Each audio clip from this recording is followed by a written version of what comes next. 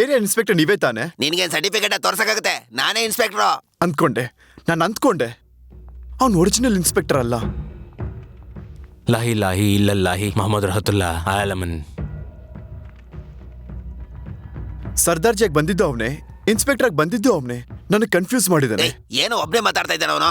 ನಿಮ್ದೇ ಜೀಪ್ ಅಲ್ಲಿ ನಿಮ್ದೇ ಯೂನಿಫಾರ್ಮ್ ಹಾಕೊಂಡು ಸಾರ್ನ ಯಾರೊಬ್ರು ಯಾಮಾರ್ಸಿದ್ದಾರೆ. ಅದೇ ಇವಾಗಿನ ಕೇಸ್.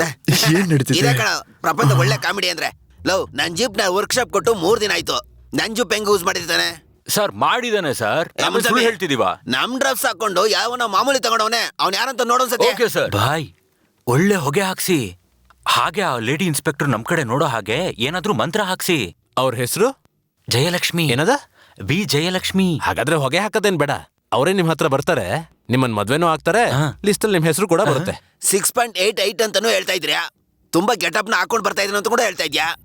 ದೊಡ್ಡ ಕಲಾವಿದ ಇರ್ಬೇಕು ಅವನು. ಸರ್, ಅವ್ನ್ ಯಾರು ಏನು ಅಂತ ವಿಚಾರಣೆ ಮಾಡಿ ಅವ್ನ್ ಬೇರೆ ಗೆಟಪ್ ಅಲ್ಲಿ ಬರೋದಕ್ಕಿಂತ ಮುಂಚೆ ಹಿಡ್ದಾಕ್ಬಿಡಿ ಅವ್ನ. ಗೆಟಪ್ ಏನಂತ ಗೊತ್ತಿರೋ ತರ ಹಿಡಿಯಕ್ಕಾಗೋದು?